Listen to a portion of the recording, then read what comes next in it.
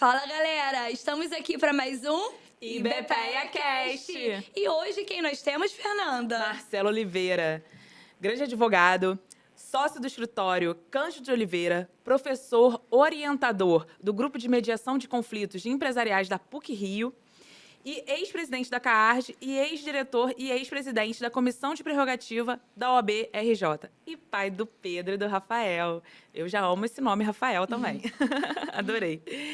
Então, para a gente iniciar a conversa com o Dr. Marcelo Oliveira, vou chamar de você. Pode me chamar de você e de Marcela, por favor. Perfeito. Então, Marcelo, conta um pouquinho pra gente como você iniciou a sua advocacia, como foi o início de tudo, o início da estrada como advogado. Yeah. Yeah. Claro, primeiro quero agradecer aqui o convite para estar no IBPEA Cast, aqui com a Jéssica, com o Thiago, com a Fernanda.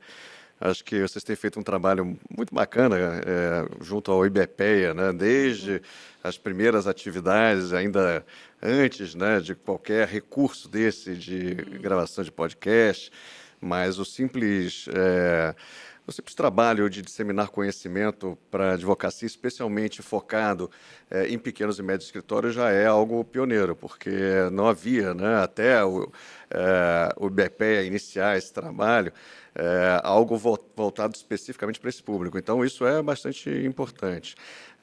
Até porque todos nós, aí, pegando o gancho da sua pergunta, passamos por dificuldades na carreira. A advocacia é uma carreira muito bonita, é uma carreira que nos proporciona autonomia, e essa autonomia ela nos permite trilhar o próprio caminho. É claro que, assim, muitas das vezes a gente acaba se vendo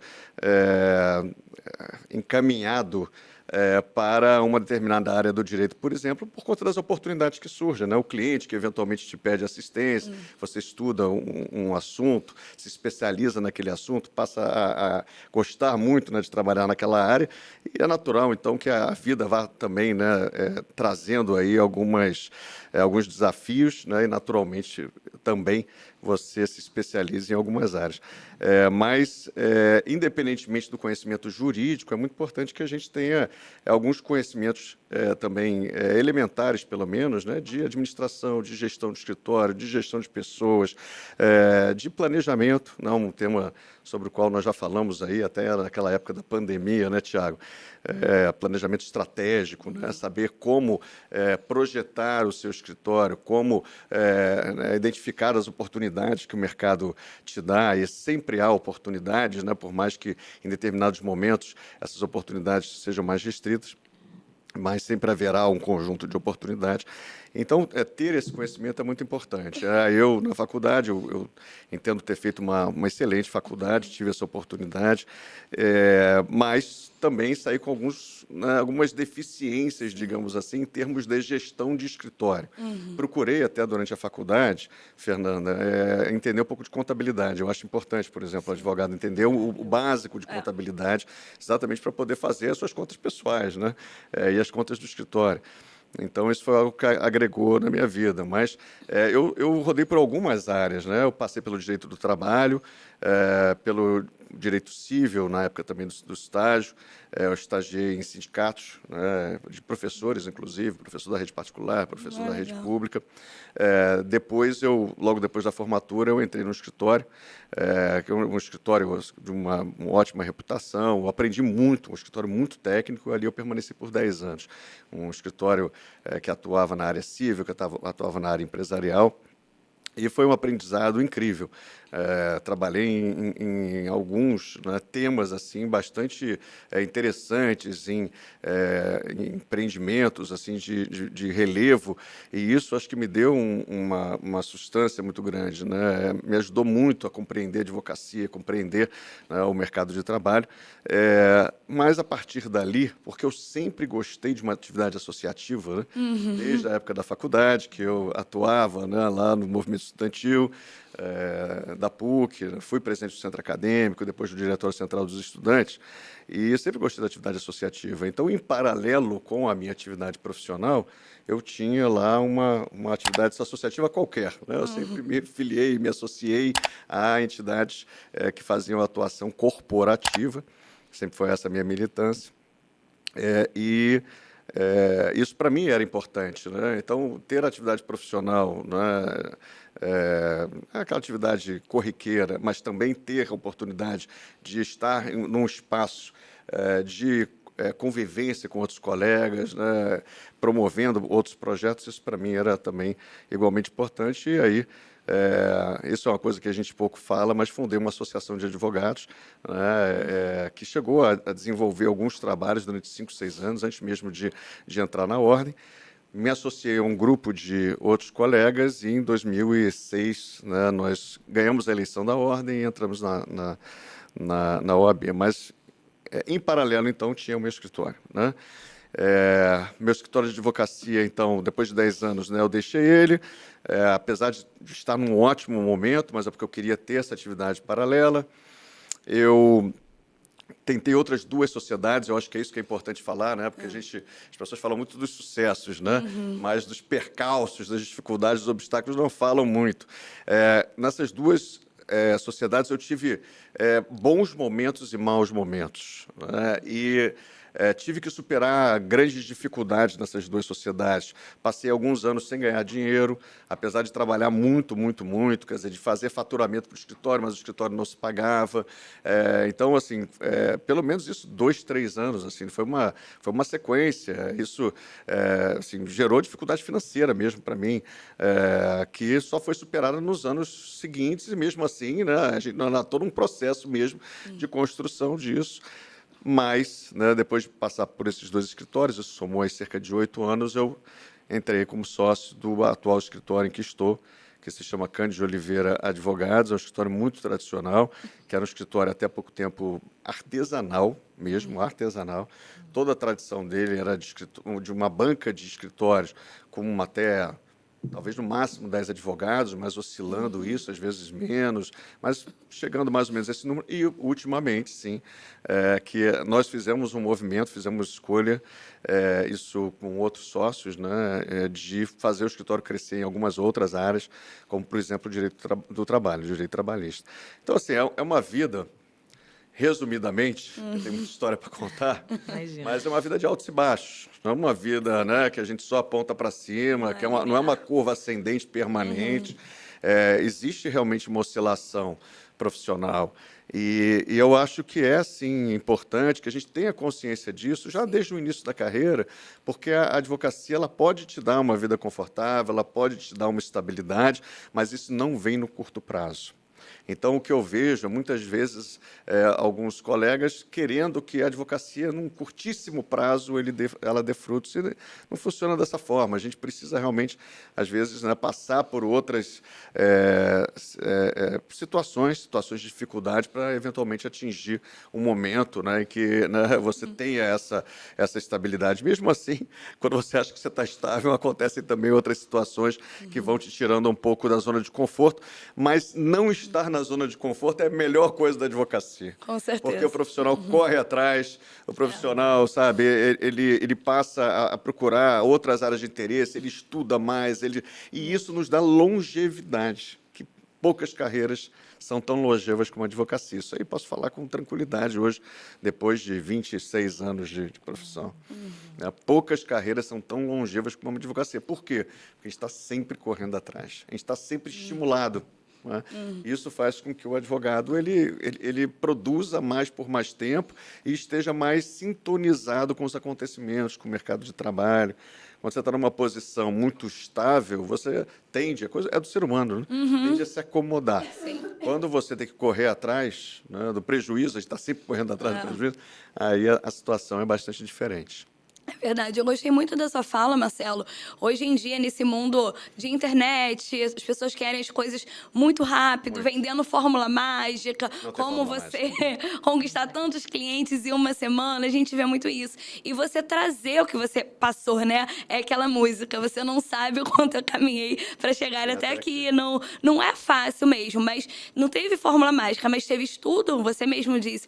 fez uma excelente faculdade, foi estudar contabilidade, foi estudar um pouco de gestão, porque não tem como, não é só a técnica, não é só o direito. Você tem que saber um pouquinho de outras matérias para você conseguir se sustentar no mercado. E você falou, né? Fazia faturamento, mas eu estava trocando moeda, porque o faturamento é diferente do lucro. Às vezes você tem faturamento alto, mas o seu lucro não está tanto e não é linear. Então, da sua fala dá pra gente já pegar várias camadas, né? Planejamento financeiro, planejamento estratégico, enfim, tudo que envolve gestão.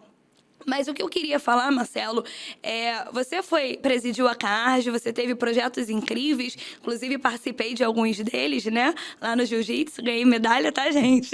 No Tijuca Tênis Clube, você fez uma excelente gestão e como, né, você tem uma grande experiência, você foi da gestão da OAB, enfim. E saiu um estudo recentemente onde demonstra que nós somos mais de 1 milhão de advogados, né? 1 milhão 400, e 50% são mulheres. E aí, pela sua vasta experiência nos órgãos institucionais, como que esses órgãos podem ajudar os pequenos e médios escritórios de advocacia a desenvolver políticas mais inclusivas de igualdade de gênero? Jéssica, essa é uma resposta que a gente precisa aprofundar ela para poder chegar a uma conclusão, porque isso tem a ver com a inserção das mulheres no mercado de trabalho de uma forma geral e nas posições de liderança. Então, assim, não é um tema muito simples, é um tema complexo, mas eu vou falar um pouco sobre o que nós já elaboramos, né, sobre isso. E vou falar até sobre uma pesquisa que nós fizemos na CARJ, muito antes de se fazer esse censo demográfico agora, que eu não sei, né, assim, acho que é por amostragem, porque, no final das contas, né, não é um censo completo, mas que também é igualmente interessante, a gente precisa aproveitar esses números. Mas, antes, eu quero dizer o seguinte, que eu vi, né, estudantes, né, e, posteriormente, bacharéis, advogados, de absolutamente todas as faculdades, né, que, né, oferecem o curso de Direito, serem, né, bem-sucedidos por conta dessa fórmula que não é mágica, de trabalhar, de se dedicar, de estudar, de aproveitar as oportunidades do mercado de trabalho. Eu vi isso porque, né, hoje nós temos um conhecimento vasto, né, da advocacia no Brasil, no estado do Rio de Janeiro, amigos e amigas aí em todo o país, e não existe, mais uma vez, né, assim, um formato, um caminho único para você atingir esse sucesso. Isso também ficou muito claro para mim quando eu fiz lá a gestão. Foi a minha primeira tarefa da OAB, foi a Comissão de Exame de Ordem. Presidi essa comissão e foi um dos meus maiores desafios. Foi bastante interessante, porque a gente vê o universo de faculdades de Direito, depois a gente pode até entrar nesse tema, né, porque há muita crítica sobre o aumento do número de faculdades, mas há também algo que praticamente ninguém fala, que é no benefício de disseminação de conteúdo de ensino jurídico em todos os ambientes e como isso, de alguma forma, interfere na relação comunitária, como isso muda status, né? E tem um aspecto positivo também, mas enfim, depois a gente fala disso. Na faculdade de Direito mesmo, eu via, né, muitas estudantes mulheres já, assim, muitas alunas na minha época e, posteriormente, eu cheguei a dar aula na graduação da PUC por 5 a 6 anos, na área de processo civil e depois de falimentar, e naturalmente, né, havia ali um movimento claro de aumento, né, do número de profissionais mulheres na nossa profissão, na advocacia. Ao mesmo tempo, né, com o machismo estrutural que a gente vive, também, né, se viu, né, eu acompanhei isso, um movimento para limitar o acesso das mulheres às posições de destaque. Quando eu estive na Caixa de Assistência, sabendo desse movimento, mas como presidente da Caixa eu tinha mais autonomia, né, política para realizar, nós fizemos uma política bem voltada para essa questão.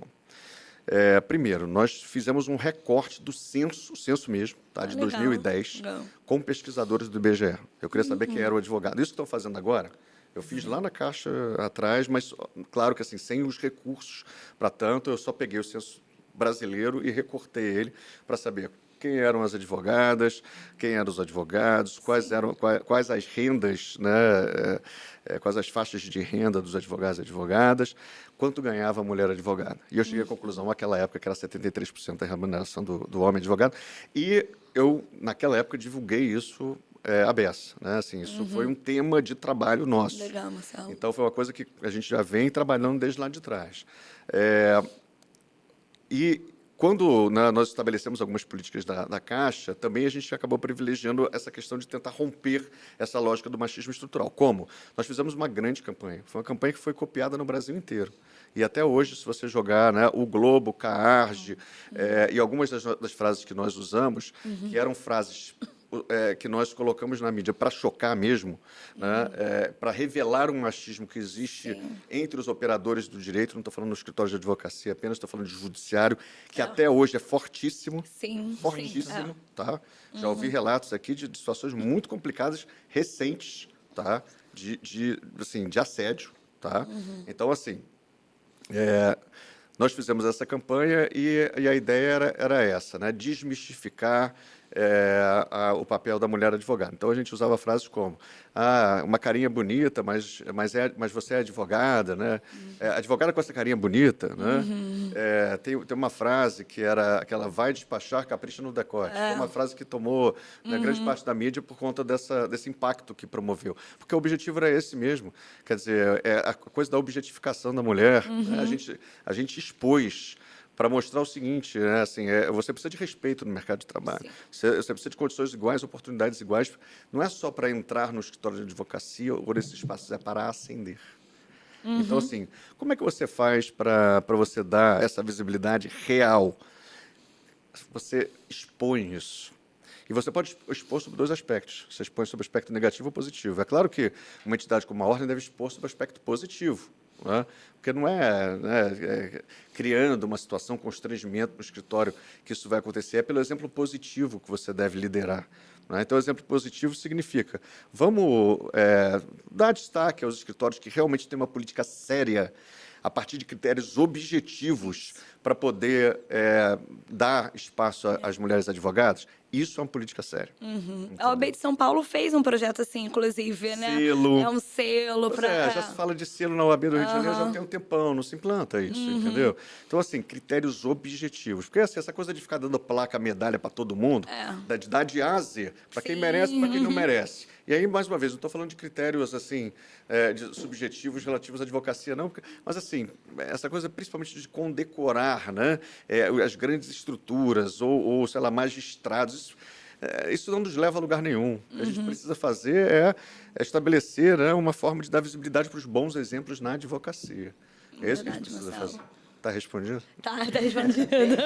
Maravilhoso, Marcelo. E assim, para trazer também um assunto que o Marcelo também levantou, primeiro eu agradecer, porque o pessoal do IBPE, não sei se vocês sabem, mas o Marcelo abriu as portas, quando era presidente da CARD, para a nossa primeira palestra. Em 2018. Que a gente teve em 2018. O Marcelo tem uma relevância muito grande. E eu acho que essa percepção dele, essa sensibilidade com grupos, ele fez com que recebesse muito bem o IBPE. Marcelo, você falou um pouco das faculdades. Vamos trabalhar um pouco essa ideia? Sim. As universidades, o que elas devem mudar? Parece que elas são bem parecidas com há 200 anos atrás. A gente brinca muito com isso. O que a gente pode gerar de acúmulo e modificar algum elemento para fazer uma advocacia mais fortalecida? Você imagina? Thiago, assim, bom, tem dois aspectos aí, né? Primeiro, né, a universidade tem que fortalecer a advocacia ou é a OAB que tem esse papel? Tá? Essa é a primeira indagação que eu coloco. Mas, assim, eu acho que, de qualquer maneira, precisa haver uma maior conexão do currículo da graduação com o mercado de trabalho. Isso aí é certo. Algumas faculdades começaram a trabalhar a lógica do viés, né, a partir de um determinado período. Então, eu sei que a PUC, por exemplo, né, a partir do 7º período, já começa a desdobrar o conhecimento e você pode perseguir, né, Estado de sociedade, o contencioso, né, o criminal. Então, isso cria uma especialização. Mas eu acho que ainda é pouco. Né? A gente pode ter muito mais informações sendo transmitidas, né, aos alunos da faculdade para que entrem no mercado de trabalho mais preparados. E assim, a gente vai chegar naqueles mesmos conteúdos que mencionamos assim muito rapidamente aqui, né, de gestão de recursos humanos, de contabilidade, números. As pessoas precisam aprender a abrir o seu negócio, manter o seu negócio, a identificar bons parceiros de negócios, né, a identificar parcerias a partir das sinergias que as áreas geram, né? Quem é que sai da faculdade hoje sabendo isso? Ninguém. Eu acho que isso é um conteúdo bom para a vida. Só que a questão é um debate que existe, né, uma zona cinzenta, se isso deve ser da faculdade, né, assim, no conteúdo de graduação, se isso deve ser a OAB. A OAB, de qualquer maneira, tem que suprir isso, independentemente da faculdade entregar isso ou não. A ordem ela tem que suprir essa lacuna.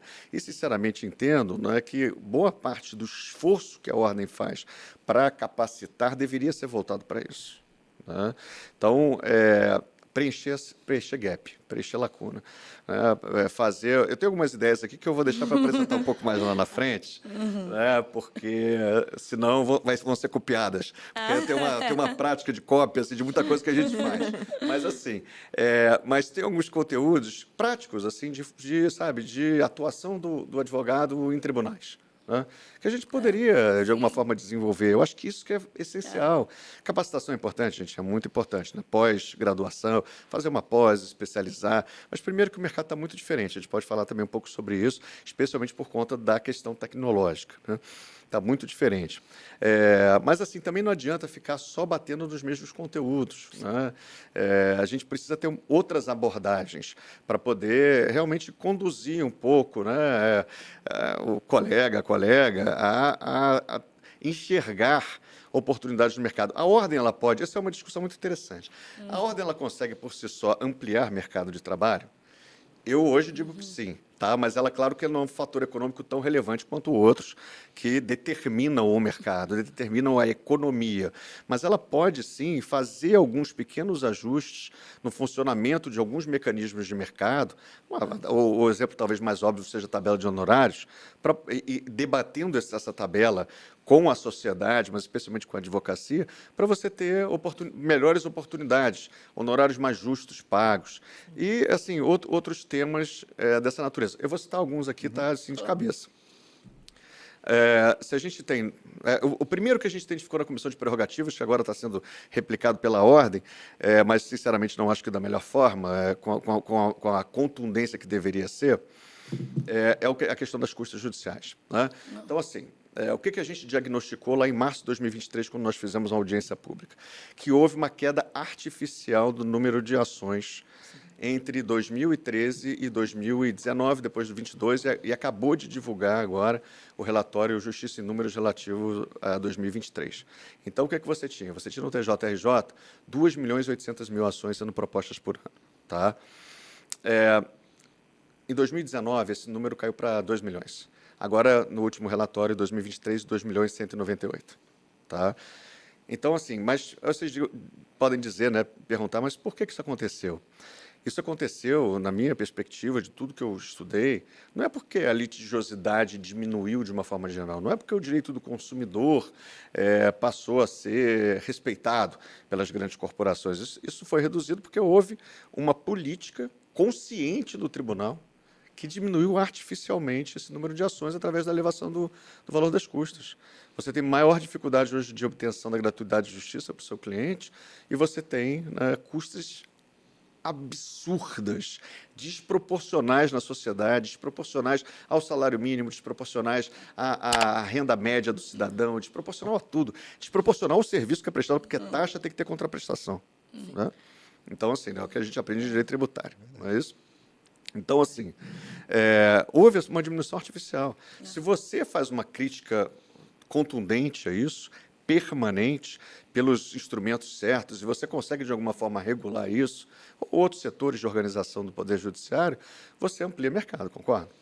Vou dar um primeiro exemplo. E aí, sinceramente, não acho que a ordem atuou da melhor forma possível, entrou com um pedido de providência contra uma portaria, quando, na verdade, a lei estadual é que determina o aumento de custos, né, e a taxa judiciária se faz por outros parâmetros, mas o fato é o seguinte... o fato é que você precisa realmente de uma política muito forte em relação a isso. Segundo exemplo. Segundo exemplo foi um outro programa que a gente fez por prerrogativas, que a gente chamou de Advocacia Vale. Tá? O que era isso? Uma coisa tão simples quanto obrigar o poder público a publicar no Diário Oficial a inscrição do advogado junto com o andamento do processo administrativo. Vocês vão dizer assim, pô, mas como é que isso amplia o mercado de trabalho? Ora, assim, se eu tenho, né, regularmente os andamentos desses processos publicados, eu tenho mais necessidade de um advogado atuar num processo administrativo. Eu tenho uma ciência mais rápida desse processo administrativo, dos seus andamentos, isso dá transparência ao processo. Isso é bom para o sistema todo. Quanto mais o advogado atua em processo administrativo, maior transparência você tem na condução desse processo, concorda? Então, assim, isso aumenta trabalho, isso amplia o mercado de trabalho, isso aumenta a possibilidade de trabalho. São coisas assim que são razoavelmente simples, mas simples não são, mas são mecanismos assim que talvez não alterem toda uma lógica econômica, mas elas fazem alguma diferença. Você amplia através da mediação. Eu participei da fundação da Comissão de Mediação na Ordem, mais de 10 anos atrás, e nós, inclusive, ganhamos Inovare por isso. Tá? Nós fomos ao STF, o grupo ganhou Inovare de capacitação. Não tinha ainda capacitação no TJ sobre isso. Né? Então, foi antes da lei de mediação, foi antes da alteração do Código de Processo Civil de 2015, que introduziu, né, a mediação ali de uma forma mais robusta. Então, assim, hoje o nosso tribunal é um dos que menos concilia no Brasil. Mas está lá embaixo na tabela. Também números do relatório do CNJ. Tá? Não estou falando isso de cabeça, não. Então, assim, a lógica ela pode ser alterada por uma atuação mais orgânica da ordem. Ah, vamos falar de advocacia extrajudicial? Vamos. Pô, advocacia extrajudicial é bacana. Você pode conseguir fazer dinheiro com mediação, na atuação administrativa, tem várias formas de você fazer isso. Mas vamos contextualizar, vamos apresentar para o advogado como ganhar dinheiro com isso. Essa é a primeira coisa, porque na mediação, por exemplo, você pode eventualmente não ter, né, aquela bolada na sucumbência no final, mas você vai tirar o dinheiro muito antes. E você pode tirar um bom dinheiro antes. Então, assim, como fazer dinheiro através, né, do uso dessas ferramentas? Porque o advogado hoje tem que estar preparado para tudo. Não é só contencioso. Se o TJ falha na prestação jurisdicional, você tem que ter outras formas. Mas aí veio o corregedor de justiça, que hoje é o presidente, e aumenta as custas extrajudiciais também do inventário, por exemplo. Multiplica por 10, por 11. Então, assim, é uma incongruência no nosso poder judiciário, é um conflito de política, que é um negócio assim incompreensível. Aí você tem mediação no TJ, mas os mediadores são mal pagos. A mediação, assim, tem bons mediadores, eu quero fazer aqui essa ressalva. Assim como tem bons magistrados, gente que pensa verdadeiramente, sabe, o avanço do Tribunal de Justiça. Poderia mencionar alguns aqui, mas, enfim, não quero cometer injustiça em relação a outros. Então, assim, mas ainda falta muito para... E não é porque alguns magistrados que estão ali, porque esses que lidam com mediação normalmente são pessoas que têm uma cabeça um pouco mais avançada, não é que eles não estejam fazendo força, é que simplesmente não se prioriza isso. O Tribunal de Justiça diz que tem ali, né, assim, o Sejusc e tudo mais, mas não há prioridade real. Na verdade, o tribunal ele tinha que ser multiportas, né? Ele tinha que abrir e dar cada vez mais relevo para outros métodos de solução de conflitos, que exatamente que vão desafogar, né, a prestação jurisdicional. O TJRJ é um dos tribunais com maior congestionamento do país também, porque eles se gabam da produtividade, que é grande no primeiro grau, mas é péssima no segundo grau. Agora, vai ver os números de acervo, né, de giro de acervo, é um dos piores do Brasil. O congestionamento, a taxa agora é a quarta. Né? A taxa de congestionamento do TJ, segundo o relatório de Justiça e Números, é a quarta pior do país. Então, acho que são números que precisam ser estudados no todo. Como é que a produtividade é tão boa, mas isso não produz um giro de acervo, né, razoável? Qual é a lógica disso? Então, assim, eu estou falando isso tudo para dar exemplos de como a ordem pode interferir no mercado de trabalho. E ela pode mesmo. Né? Se fizer a política séria, se fizer a política certa, né? Aumentar esse giro, aumentar a celeridade processual é importante, mas através de que mecanismo você vai fazer isso? Certamente não é batendo na porta de gabinete dizendo que é a autoridade ali, que você não vai resolver nada. Entendeu? Você não vai resolver absolutamente nada. Você tem que pensar criativamente, você tem que sentar com o TJ tem que ter essa disposição de sentar para pensar em fórmulas. A gente vê ministro do STF, já vi 2 palestras de ministro do STF, uma ex-ministra, falando de desjudicialização. Falando de que os tribunais estão muito abarrotados, que o advogado, nesse tom, o advogado contribui para essa judicialização dos conflitos, só esquece que grande parte do acervo, inclusive do nosso RJ, é de execução fiscal. Entendeu? Execução fiscal. Então, assim, quem é o autor, né, dessa ação? É o poder público. Então, assim, como é que é o advogado, então, isso Rio e São Paulo, que são responsáveis pela grande parte das execuções fiscais do país, estão abarrotados de execuções fiscais. Então, assim, vocês veem como essa discussão é pouco profunda? Sim. Você tem que aprofundar, é uma outra... Você tem que sentar à mesa de uma forma séria com um tribunal que não queira ser só corporativista, que não queira só pensar em auxílio e remuneração de magistrado, porra, e fazer os caras pensarem em prestação jurisdicional e entrega para a cidadania, entendeu? Perfeito. Isso está elitizando? Pô, total, O acesso à completamente, justiça? claro que sim. Uma das teses que eu tenho é que, só aprofundando por um super estudo que a gente poderia ter essa certeza, é que, por exemplo, a classe média não consegue mais litigar no Tribunal de Justiça. Porque você precisa produzir, para obter a concessão da gratuidade, uma impressão no juiz de miserabilidade. Né? E mesmo assim é difícil, porque ele vai pedir tudo, né, sobre o cidadão. Tudo. Então, assim, a orientação é essa. Depois eu vou falar sobre um aspecto disso aí, que você fala soluções criativas, vamos chegar lá. Ele pede isso tudo. Eventualmente concede a gratuidade. O cliente, né, o jurisdicionado, né, que tem dinheiro, mais abastado, obviamente não vai sentir no bolso.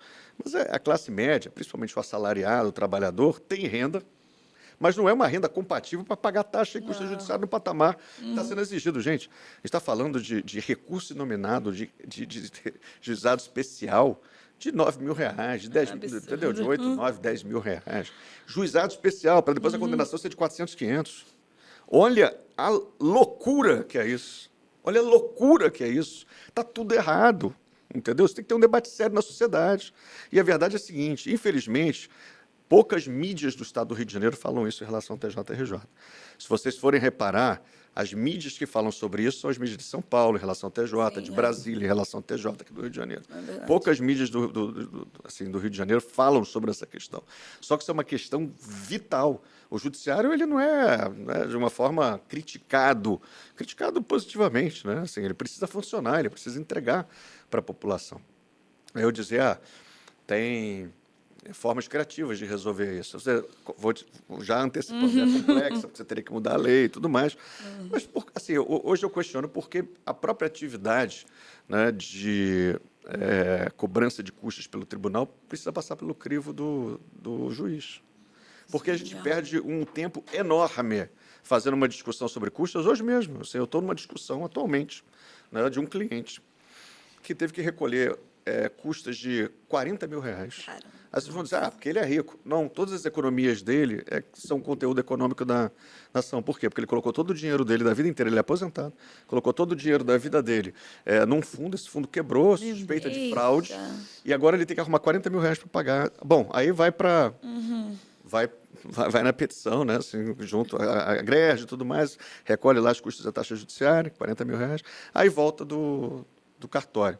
Despacho, recolha-se mais R$30 mil. Mas por quê? Não, porque aqui, de acordo com o normativo, você tem aqui o conteúdo econômico, que é a rescisão do contrato mais a devolução dos valores. Eu falei, não. É obviamente que existe um bis in idem aqui, porque assim, eu estou pedindo a devolução desses valores como decorrência da rescisão. Não são cumulativos esses pedidos. Eu poderia simplesmente dizer que eu não quero a rescisão, digamos. Eu estou pedindo a devolução, é uma decorrência, é a rescisão. E vice-versa. Então assim, está errado também a forma. E por que isso tem que passar pelo crivo do juiz? Tem que ir para a conclusão, para voltar depois? Essa é uma atividade. A atividade de execução, isso em alguns países acontece.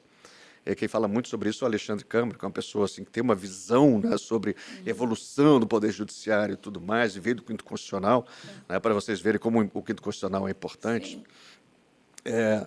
Em alguns países, a execução é feita por ato administrativo. E por que não... Isso, né, em tese, daria até mais isonomia no tratamento da questão das custas e da taxa judiciária, para você identificar quem tem, né, alguma hipossuficiência, alguma questão de vulnerabilidade, porque hoje o que acontece é um desnível muito grande. Cada juiz dá o que acha que tem que dar. Né? Então, assim, são questões como essas que a gente tem que tratar, e dá para tratar essas questões em base permanente, e ter uma política séria, mas a gente tem que aprofundar as questões. As questões elas estão sendo tratadas na sociedade do Rio de Janeiro de uma forma muito superficial. E um dado que eu já trago aqui, que eu acho fundamental, Jéssica, é que Dessa pesquisa da FGV-OAB, 52% dos advogados entendem que o mercado está piorando. E eu tenho certeza que no Rio de Janeiro essa percepção é pior.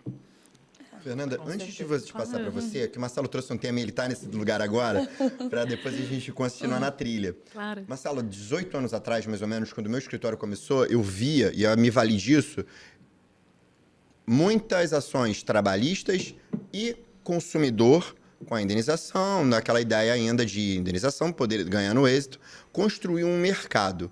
Hoje em dia, essa advocacia não tem mais acesso a esse tipo de demanda. É perceptível que isso mudou. O que você imagina dessa transição? O que aconteceu? E porque você está falando do judiciário, dessa entrega, você sentiu essa diferença? Você sabe onde está esse diagnóstico? O que você imagina disso? Tiago, assim, houve um movimento de resistência, né, dos fornecedores, dos grandes fornecedores, durante um período grande, aos juizados especiais e às condenações dos juizados especiais, e esse movimento foi muito forte aqui no Rio de Janeiro.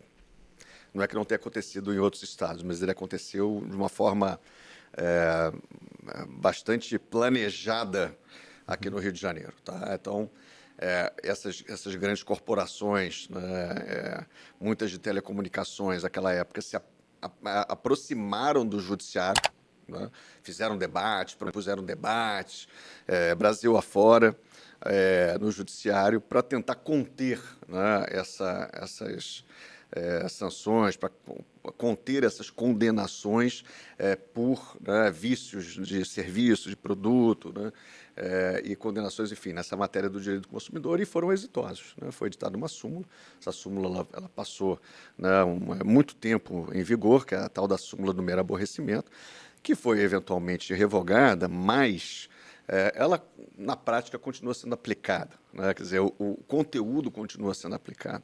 Então, há uma leniência muito grande por parte do nosso judiciário em relação a essas violações. Né?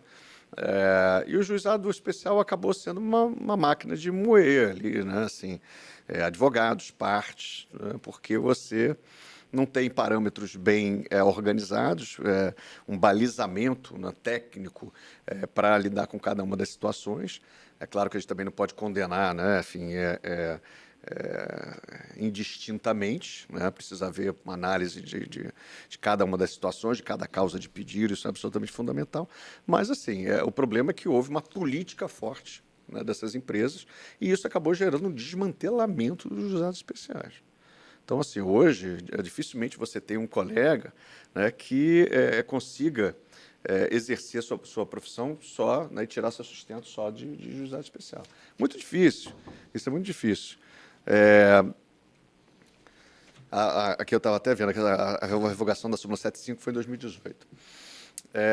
Mas isso também acontece em outras áreas por outras circunstâncias. O fato é que o judiciário foi bastante afetado por isso, não se conseguiu reverter isso, não há uma política clara de reversão disso e de análise. Eu acho que falta muita análise. Os números normalmente vêm pelo Conselho Nacional de Justiça. Você vê o TJ divulgando números sobre, né, a organização judiciária, sobre a eficiência da máquina do judiciário, coisa nenhuma. Você não vai ver isso, tá? Então, esses números vêm muito pelo CNJ, e são esses os números que balizam essa discussão que a gente está fazendo aqui. Então, assim, os juizados especiais foram desmantelados propositalmente. Eu tenho a menor dúvida disso. Obrigado, Fernanda. Nada que isso. Gente, muitas polêmicas. Marcelo veio aqui, trouxe tanto conteúdo aí do Poder Judiciário, e eu vou trazer um tema um pouquinho polêmico. Até porque você falou que presidiu a comissão do exame da ordem. Me corrige se eu estiver errada. Isso. Então, para mim também é um tema que... Eu sou professora de primeira e segunda fase do exame da ordem, e o que eu fiquei sabendo recentemente é que tem uma associação de bacharéis, não sei se já ouviu falar, que querem acabar com o exame da ordem. Eu, como professora, eu já acho errado. Então, eu queria saber a sua opinião referente a isso, como professor também, não só como presidiu a comissão, e como você sabe o que é a construção da OAB, o que a OAB também pode fazer com relação a isso, né? Qual o papel da OAB para isso, mas principalmente com relação a pessoas que querem exterminar o exame da ordem. Esse é um tema que eu gosto, assim, eu acho interessante, exatamente porque é um tema difícil, né? O exame de ordem é um exame que é né, um balizador, né, é um filtro, né, dos bacharéis que pretendem exercer a profissão. É perfeito? Está longe de ser. Então, a primeira coisa que a gente precisa dizer é isso. Tá? Quando eu exerci essa função de presidente da Comissão de Exame de Ordem, o exame era ainda muito mais imperfeito. Era um exame que era feito apenas em 3 localidades, para vocês terem uma noção. Era um exame em que você não tinha espelho de correção. Você não sabia quais eram as respostas, simplesmente dava nota e acabou. Isso estou falando de 2007. Você não tinha segurança no tratamento da informação do exame, então isso era impresso numa gráfica, era distribuído no dia seguinte, mas ficava desassistido o conteúdo, sabe? Então era uma coisa bastante complicada. Eu entrei e a gente transformou essa realidade completamente. Primeiro, a gente montou uma nova banca, e foi uma banca assim, de professores excepcionais, das principais universidades, né, e muito conscientes do papel que eles estavam ali desenvolvendo. Nós passamos de 3 para 7 locais de aplicação, nós colocamos tudo no formato eletrônico, passou a ter o espelho de correção, para as pessoas, né, saberem, poderem reivindicar, porque se você quer exercer devido ao processo legal, né, ampla defesa, você precisa de informação. É isso que a gente se queixa, né, em relação aos órgãos públicos, a gente tem que entregar a mesma coisa. Então, assim, isso mudou completamente a dinâmica. Essa associação que você mencionou se formou naquela época. Porque, assim, quando nós fizemos essa mudança, Fernanda, começaram a marcar manifestações ali para baixo da ordem e eu cheguei a receber 200 estudantes no mesmo dia. Nossa. Mas eu fiz isso com muito com muito respeito e muita certeza do que a gente estava fazendo e produzindo ali em termos de mudança de paradigma do exame de ordem. E é claro que a gente tem que receber exatamente porque a gente deve uma satisfação. As pessoas pagaram uma taxa, elas estudaram, elas se esforçaram, elas têm as suas frustrações, as suas dificuldades, a gente está ali justamente, né, para até incentivar, né, para dizer, olha, você vai passar na próxima vez. E a gente sabe que nem sempre, né, o insucesso se dá por deficiência de estudo, às vezes é por nervosismo, é uma questão psicológica, é uma questão em casa, que de alguma forma tira um pouco ali o centro, né, da atenção e você não consegue passar. Enfim, então, assim, esse aspecto humano sempre foi uma coisa que nos chamou a atenção e a gente nunca, enfim, trataria diferente as pessoas. Mas, a partir dali, né, surgiu um movimento muito forte, porque logo depois nós unificamos o exame. Então, nós fizemos essa mudança, depois chamamos o CESP-UNB para fazer a logística, para evitar qualquer tipo de vazamento e tudo mais, e logo depois, eu lembro dessa oportunidade de ir ao Sul, o presidente da OAB do Rio Grande do Sul, à época, era o Cláudio Lamac, e aí nós, junto com o Rio Grande do Sul, entramos no Exame Nacional e, a partir de então, né, você tem o Exame Nacional, que foi primeiro o CESP-UNB e depois a FGV. Então, assim, o que eu quero dizer bom, vamos lá, primeiro, né, está longe de ser perfeito, mas, assim, eu acho que ele pode ser aperfeiçoado de várias formas.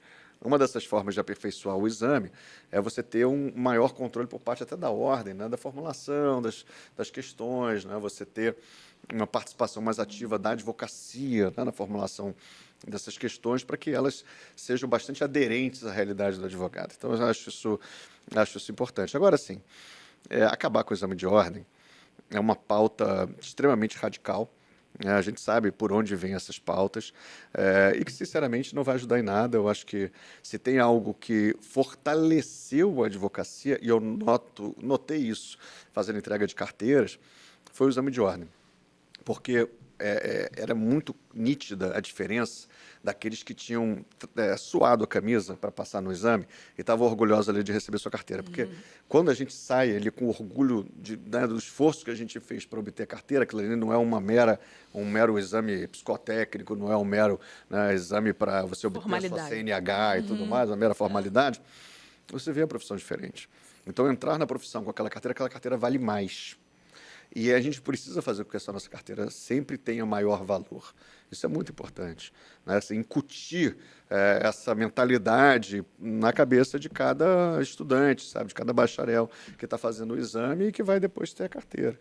Assim, com todo o respeito, mais uma vez, né, a todos que, porventura, não têm sucesso num primeiro momento, mas assim, a gente tem que incentivar essas pessoas a estudarem mais e se esforçarem, né, para para ultrapassar esse objetivo. E hoje eu acho que, né, tem alguns mecanismos que permitem isso. Você pode, né, aproveitar a nota do outro exame, do objetivo. Então, assim, isso eu acho que muda um pouco, traz assim, uma racionalidade maior para o processo, mas a gente pode melhorar esse processo com certeza. Na verdade. Marcelo, eu quero voltar de novo na pesquisa da FGV. Eu gosto de dados, eu gosto de números. Acho que fica melhor para a gente estudar, né, com base em dados. A realidade, né? É verdade, não fica só no mundo das ideias. E nessa pesquisa da FGV, ela mostra que a maior parte dos advogados está concentrado no direito civil. No caso, 26%, né, deles. E como que advogado e o advogado eles podem fazer para se destacar num mercado tão competitivo assim? Jéssica, assim, enxergando como é que esse mercado está mudando. Não é como ele opera hoje, é como ele está mudando. Assim, é a forma como eu tento trabalhar, né? Assim, eu falei muito rapidamente sobre a questão da tecnologia. A tecnologia vai mudar drasticamente a nossa profissão. Hoje mesmo eu falei para os advogados lá do escritório sobre isso. A gente fez uma reunião no escritório e eu falei, gente, olha, fiquem atentos para a tecnologia, para a forma como a tecnologia está entrando na profissão. A advocacia, ela sofrerá a maior mudança, certamente, desde a sua concepção. Tá? Todas as profissões vão passar por isso. Sim. A advocacia não vai ser diferente. E isso vai ser simultâneo. Tá? Quem acompanhou, né, a apresentação do ChatGPT 4o, que é a nova versão do ChatGPT, viu como interage, né, com o ambiente, como interage com o usuário, vai notar, né, que assim, a gente está passando por um momento que é um momento de transição da humanidade. Em que a tecnologia ela vai ser um braço de assistência permanente. Então, assim, como competir nesse mercado? Bom, primeira coisa, estar atento às inovações. Saber o que você está fazendo, claro, entregar, porque a melhor forma de você ter novos trabalhos é você entregar bem o trabalho que está sob a sua responsabilidade naquele momento, mas igualmente saber o que vem adiante. E se conectar, aí não é conexão apenas digital, né? É conexão presencial também às pessoas e fazer parcerias. Isso faz toda a diferença. E aí, isso é uma fórmula imutável. Quanto mais gente você conhece, quanto mais foco você tem, né, e mais sinergias você gera, maior volume de negócio você vai ter. Aí não tem mágica mesmo.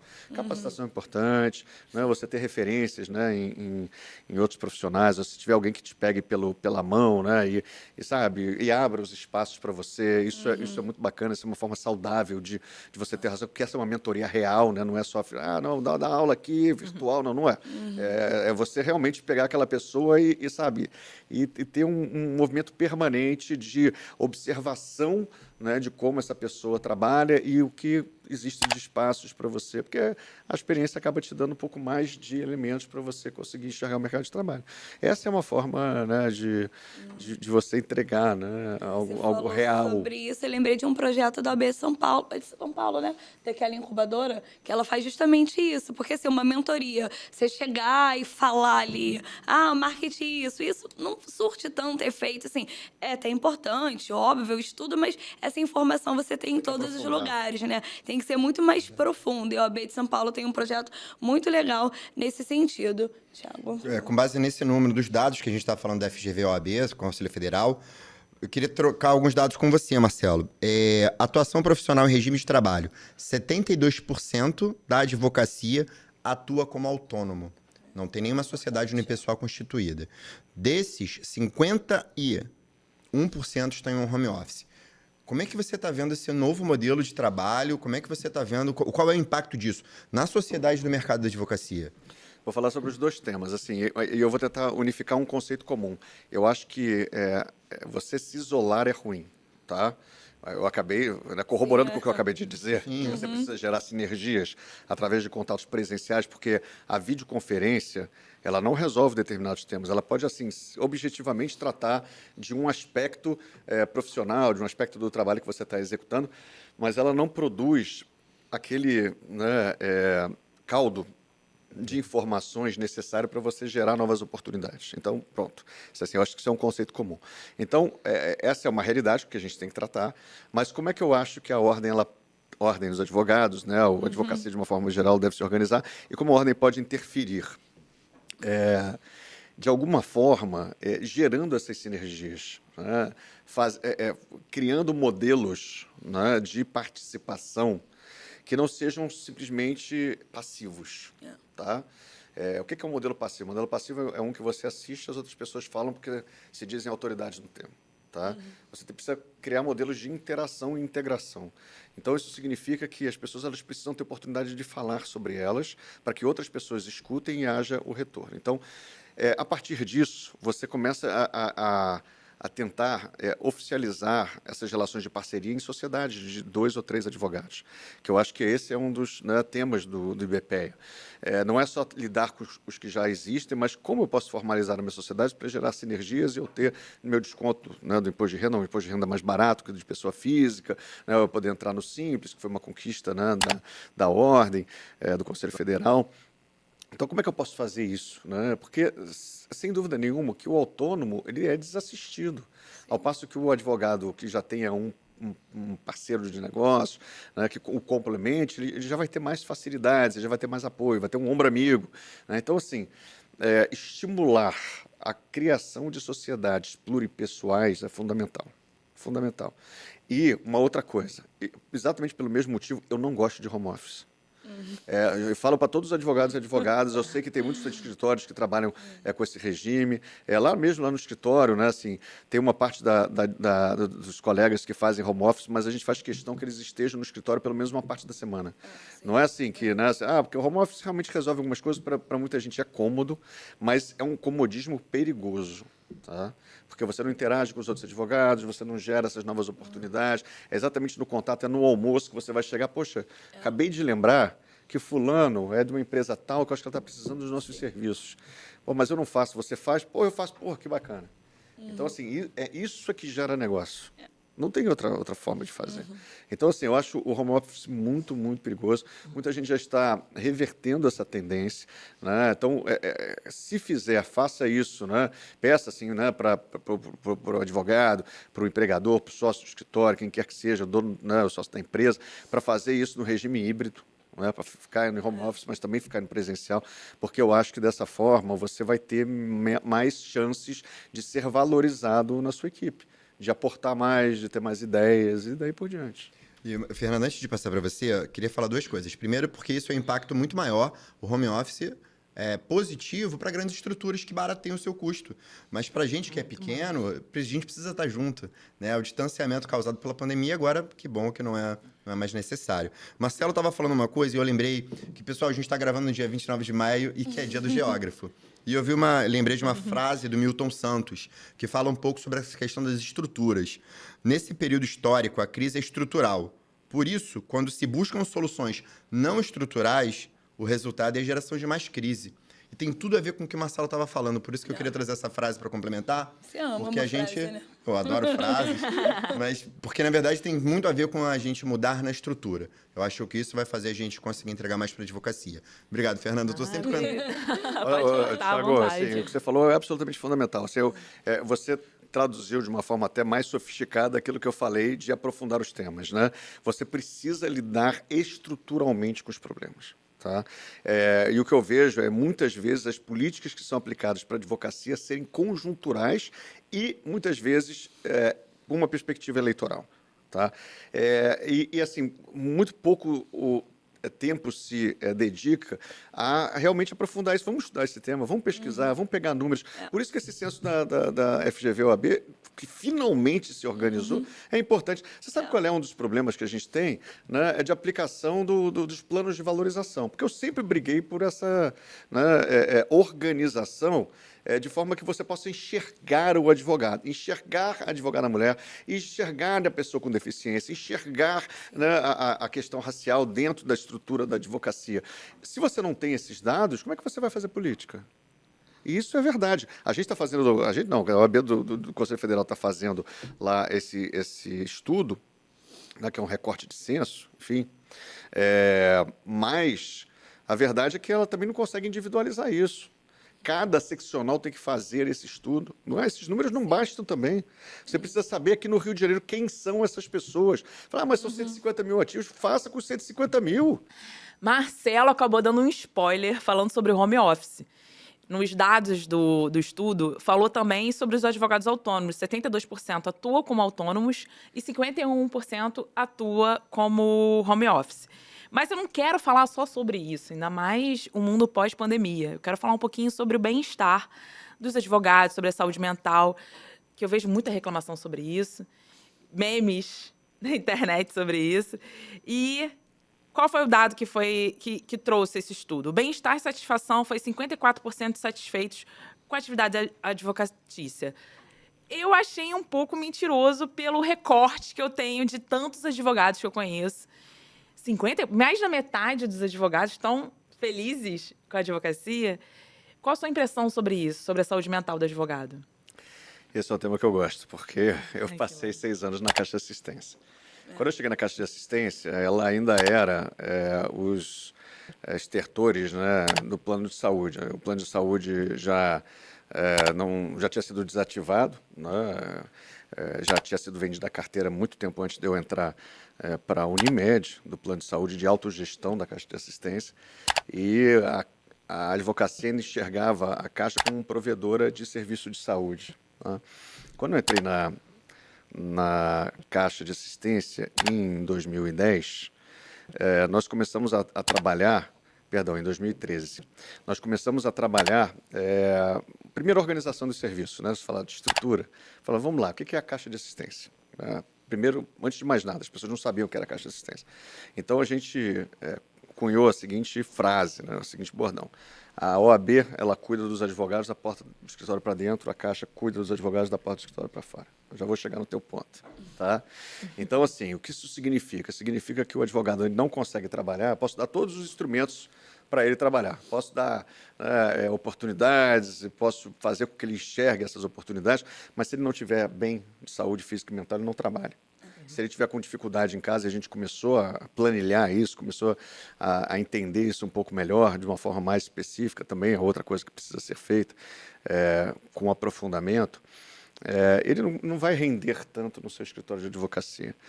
E daí que a gente organizou os serviços da Caixa de Assistência no que a gente chamou de eixos. Foram 4 eixos. Bem-estar, saúde estrito senso, né?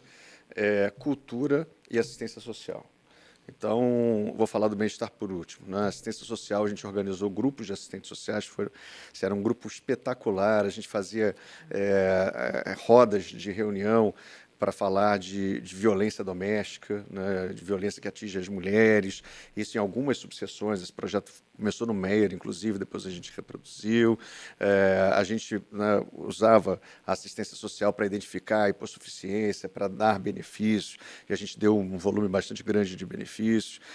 No cultural, a gente conectava a advocacia com trabalhos interessantíssimos na área de cultura, então a gente não se restringia a transmitir conhecimento jurídico, a gente fazia não só, né, a ida, né, de colegas assim, a peças, porque te convênios com um monte de teatros, com produtores teatrais, com cinema, mas assim, a gente também, de alguma forma, levava essa realidade, né, do palco, né, para a advocacia, palestras sobre roteiros, né, palestras sobre...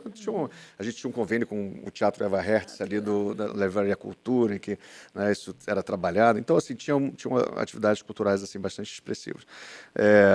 Na saúde, a gente começou pela primeira vez aqui no Rio de Janeiro, vacinação de H1N1, rodou o estado todo, fizemos convênios com secretarias de saúde, comprávamos doses, foi uma coisa assim, muito intensa. A gente fez, né, todo um itinerante de medição, né, de glicose, colesterol, pressão. Então, isso, né, foi interessante. Mas, chegando no bem-estar, o que foi o nosso projeto mais pioneiro? Foi um projeto que valorizou a atividade física do advogado. Então, a primeira questão que a gente teve que pensar a respeito foi qual é a atividade física que a gente tem que valorizar. É o futebol, o churrasco? Todo mundo fala, o futebol é só uma atividade de homens, né? Então, assim, você precisa de um número ali de jogadores para se encontrar, não é uma coisa exatamente simples. Qual é a atividade que você pode fazer individualmente, que você tem tanto mulheres quanto homens praticantes, que é democrática no sentido de que você não precisa de equipamentos caros? Corrida. né? E qual foi o modelo que a gente adotou naquela época? Foi esse de tendas de personal trainer. A gente espalhou essas tendas no estado todo. A gente tinha tenda aqui no Rio de Janeiro, no Engenhão, no Flamengo, no Rio de Dentro, no Maracanã, no Flamengo, em Copacabana, em Niterói também tinha, na Praia de Caraí, tinha tenda em Resende, tinha tenda em Araruama, tinha tenda em Campos. Foi assim, um projeto muito bacana. A partir dessas tendas, os advogados começaram a frequentar, né, assim, uma roda social que gerou também sinergias muito bacanas, porque essas pessoas estavam acostumadas só a se encontrarem de terno no fórum. Né, e começaram a se encontrar com roupas leves, né, num outro ambiente. A partir daquilo ali, a gente desdobrou. Né, nós fizemos, primeiro, um grupo que quis ter um rendimento maior, né, de corrida, e que se chamava Performance. E depois a gente fez 2 meses maratonas. E essas atividades eram atividades que reuniram mais de 1.800, 2.000 advogados por edição do Brasil inteiro. O Brasil inteiro vinha correndo no Rio de Janeiro. Nossa. E, assim, foi um projeto lindo. As pessoas até hoje me param na rua para falarem assim. Além disso, tinha campeonatos de jiu-jitsu, tinha campeonato de uma série de coisas, para homens e mulheres. Eram projetos baratos, tá? Eram projetos que davam assim, uma visibilidade para a OAB e para a Caixa, porque a nossa marca foi para a rua. Isso nós pensamos também. A gente estava na praia, entendeu? Então as pessoas estavam vendo que a advocacia estava ali. Isso é muito importante para valorizar. Isso não é uma coisa pequena, não. Esse é de um simbolismo enorme. Agora a gente, na minha gestão de prerrogativas, a gente colocou uma casa da advocacia na frente do Plácido Sá, no complexo penitenciário de Jericinó. E eu sou muito orgulhoso desse projeto, porque assim, e faço questão de afirmar que não é só a questão de você ter um lugar, um escritório com computadores e um banheiro limpo, não é só isso. É o fato de você ter uma placa da OAB dentro de um lugar que desvalorizava a posição do advogado ali no sistema, né? No sistema penitenciário. Então, assim, isso valoriza. Você ter um equipamento da ordem na rua faz com que as pessoas enxerguem a OAB. Né? Então, assim, tudo isso valoriza a marca. Isso é só estratégia de valorização de marca. Né? Então, a gente trabalhou muito isso. Muito, muito. Até hoje a advocacia cobra a volta disso, porque depois teve pandemia e tudo mais, mas também teve muita crítica. O projeto foi bem sucedido, naturalmente as pessoas criticaram, né? Mas quem frequentou sabe da importância que isso teve na vida dessas pessoas. E eu acho que isso tem que ser, sabe, de alguma forma resgatado. A gente precisa ter outros ambientes, pode ser o mesmo projeto, pode, mas não necessariamente. Eu também não acho que nada que a gente faça é perpétuo, acho que as coisas, elas, de acordo com a conjuntura, devem sim ser mudadas, mas eu acho que tem que ser alguma coisa semelhante, um espaço de convivência do advogado num momento de descontração, e não é com bebida, é numa atividade, né, ao ar livre, que estimule a prática esportiva, de atividade física, porque isso é preventivo, isso é mais barato, não só para a entidade, como para ele, na hora de gasto com saúde, né? Você economiza enormemente e isso cria um ambiente também de interação e sinergia. Eu acho a máxima essa questão que você falou, sinergia, que é a gestão de pessoas, né? A gestão de pessoas que a gente tem que ter, não só na nossa instituição, como no escritório, para a gente ter esse network, a gente ter esse contato. E essa frase me marcou. Encontrar os advogados em outro momento, com roupas mais leves, descontraído, não na porta do fórum, litigando um com o outro. Isso é fundamental. Até mesmo para a gente criar mais laços. E o fundamental, né? Ter um bem-estar, ter uma saúde mental melhor e por aí vai. Pode continuar, Jéssica. Saudade da sua gestão, hein, Marcelo? Poxa, saudade. Marcelo, são muitas perguntas, né? Conversar com você é muito enriquecedor, assim. E eu estava me baseando nesse estudo da FGV, tem muitas coisas ainda na minha mente. Pode falar tudo. Mas a gente não tem... Faz uns 3 programas aí para bater papo sobre isso. A gente não tem esse tempo. Eu vou falar 2 itens aqui, porque quando fala de saúde mental, eu também, você falou, gosto do assunto, eu também gosto muito, né? Eu sou advogada trabalhista, então eu prezo muito por um ambiente de trabalho equilibrado e saudável. E quando a gente fala da saúde mental da advocacia, nós podemos falar várias coisas, né? O pequeno e o médio escritório, por exemplo, por que o advogado ele fica tão sobrecarregado? A falta de gestão, não saber precificar, o evitamento de honorários, você começa a pegar muitos processos ali, mas você não sabe nem o valor da sua hora de trabalho por cada processo, então tem uma demanda muito grande. Você tem que trabalhar sábado, domingo, feriado, sábado, madrugada, é comum a gente ver, inclusive, eu estive recentemente na OAB de Nova Iguaçu para prestigiar um amigo meu que foi pegar a carteira da OAB. E os advogados que estavam à mesa, um deles normalizou a situação da advocacia acordar às 6 horas da manhã, ter que cobrar honorários baratos mesmo e dormir meia-noite. E ainda falou mais: sábado e domingo você vai numa festa, tá aniversário, você pode dar ele uma consulta. Não, você tem que se valorizar. Completamente errado. Então, assim, a gente vê várias questões sobre a saúde mental do advogado, né? E nos grandes escritórios, a gente vê um outro lado. A gente vê uma cobrança muito grande, chegando ao ponto de assédio moral. E nós tivemos vários relatos, né? Ano passado, no escritório famoso de São Paulo, um estagiário que se jogou da janela, não lembro qual andar, porque havia perdido um prazo e ele estava muito sobrecarregado, ele vivenciava assédio. Uma outra advogada que, quando quis denunciar, essa aqui do Rio, também de um grande escritório, que estava sofrendo um assédio moral, ela foi perseguida, foi ameaçada de morte e dentre outras questões. Então, a gente pode tirar várias análises do porquê a advocacia está tão sobrecarregada, a morosidade do judiciário, e assim vai, Marcelo.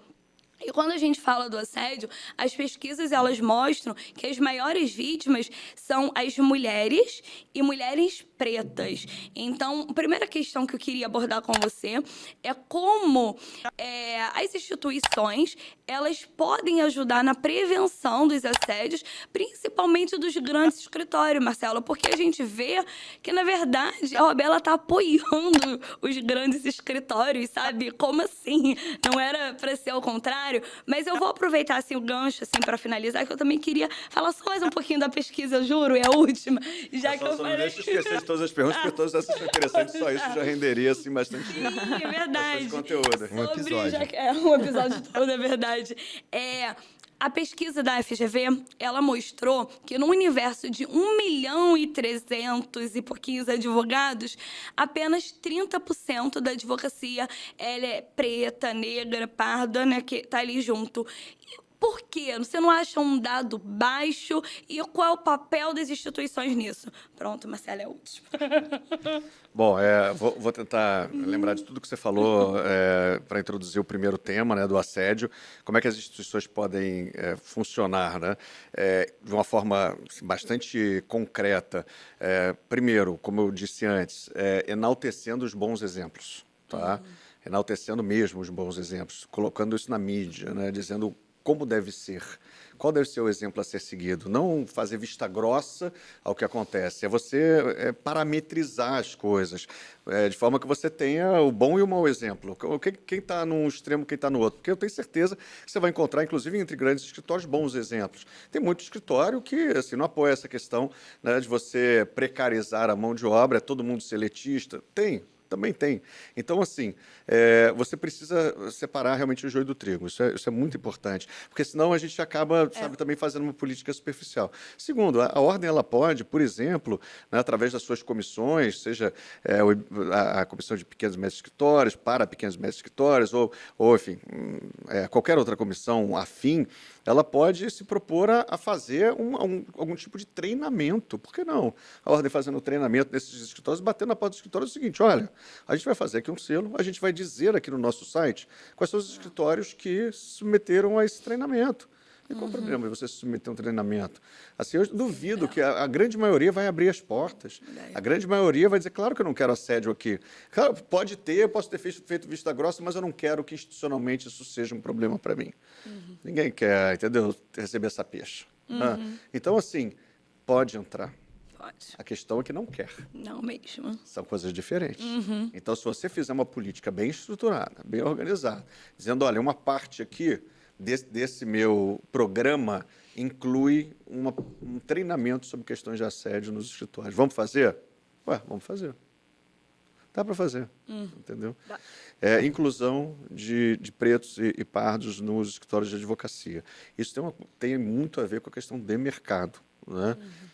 Não é, né, algo que apenas se aplica à advocacia, mas a advocacia é uma profissão extremamente conservadora, e ela precisa se abrir mais para esses temas, debater mais esses temas, e também há formas que estão em alguns programas, né, alguns projetos muito bacanas que estão em curso, né, que promovem a inserção de advogados pretos e pardos no mercado de trabalho.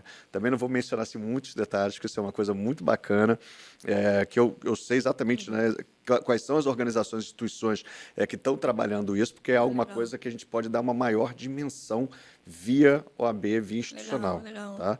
Mas, assim, já tem gente boa, preocupada com isso. Ai, que Alguns grandes escritórios, inclusive, fazendo esse tipo de incentivo, dando, né, visibilidade para esse tema, porque, assim, é muito difícil você também categorizar os grandes escritórios, porque muitos desses grandes escritórios seguem formatos, né, de gestão que se assemelham de grandes empresas. Quando isso acontece, você tem uma preocupação maior em ter inclusão, em ter acessibilidade, ter uma série de coisas, e de reprimir, né, determinados tipos de conduta. Mas há outros tantos que fogem a essa lógica. Então, é isso, assim, a gente tem que pegar esses e meio que responsabilizá-los por serem os vetores de produção de conhecimento, conteúdo e disseminação dessas questões. Não é só a ordem, vamos, de alguma forma, responsabilizar esses escritórios que dão os bons exemplos para que eles sejam catalisadores também dessa mensagem, entendeu? Isso dá para fazer, não tem nenhum mistério nisso. É só você chegar, sentar, montar um projeto, sabe, de alguma forma bem racional, né, abordar essas questões e querer mudar. Eu acho que assim, tem um problema, né, em geral, na questão das políticas, a gente já falou sobre isso de uma forma talvez um pouco diferente, que é querer fazer. Querer produzir transformação. Não é só falar que você vai produzir transformação, porque essa é uma fala que eu uso sempre, essa é uma palavra que eu gosto muito. Engajamento é uma, transformação é outra. E isso tem muito a ver com a ordem, por isso que eu faço política associativa, é para transformar a vida das pessoas. E eu já ouvi isso na boca de outras pessoas, mas uma coisa é a pessoa falar, outra coisa é significar, né? Essas são coisas bastante diferentes. Vamos transformar então, Marcelo? É só dar oportunidade, que a gente pega uma turma muito boa, a gente muda a realidade do mercado. Vamos embora. Muda. Tiago, a pergunta de encerramento vai com você, porque senão vai ficar com o Marcelo aqui. Na verdade, agradecer ao Marcelo imensamente pelo apoio ao IBPEA, pelo apoio à advocacia, dizer que eu e muitos de nós estamos muito esperançosos pelos novos projetos e que a gente está para construir. Parabéns, Marcelo, pelo seu trabalho feito até agora e muito obrigado. Antes de passar a palavra para o encerramento do Marcelo, passar para a Fernanda e para a Jéssica se despedirem e eu também já estou dando tchau para o pessoal. Tchau, pessoal. Esse episódio ficou fantástico, porque ele deu spoilers de futuros projetos, falou muito sobre a advocacia, sobre esse estudo, e o principal, assim, que eu gosto, né? Exame da ordem, gestão de pessoas. Então, para mim, assim, esse episódio ficou extraordinário. Eu nem tenho o que falar depois de tudo que o Marcelo trouxe pra gente. Apenas agradecer a presença. Marcelo, foi incrível. Acho que a gente já tem que marcar a entrevista com o Marcelo, parte 2, porque a 1 não foi suficiente. Obrigada, tá? Eu que agradeço, a Jéssica, o Thiago, a Fernanda. Acho que vou reforçar o que eu disse logo no início. Acho que é um espaço muito importante assim, para a gente poder dinamizar, disseminar essas informações que importam, né, para a advocacia real. Essa é uma palavra que a gente tem usado muito. A Amanda uma vez usou essa palavra num discurso e a gente, né, tem reproduzido, porque eu acho que é disso que se trata, a gente falar com a advocacia real, a advocacia que sente as dores do dia a dia e que precisa mesmo de alguma esperança. E eu acho que existe esperança, sim.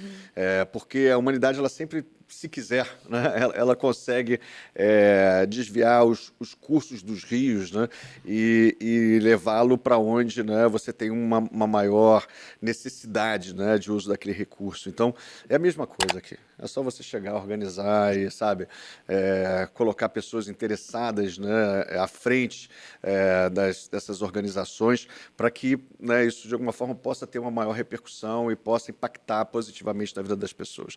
Então, assim, estou super à disposição, adoro todos esses temas. Acho que é um papel, independentemente de qualquer outra questão, é nosso, uma responsabilidade, um papel de fazer esse debate, só isso já vale a pena, Sim. só fazer esse debate, só levar essa mensagem, eu acho que já vale a pena e, enfim, estou super à disposição aí para outros IBPA-casts. Obrigada, Arrasou. Marcelo. Galera, Marcelo, obrigado. se inscreva no nosso canal, ative o sininho e bora transformar. Tchau, pessoal. Valeu. Eu...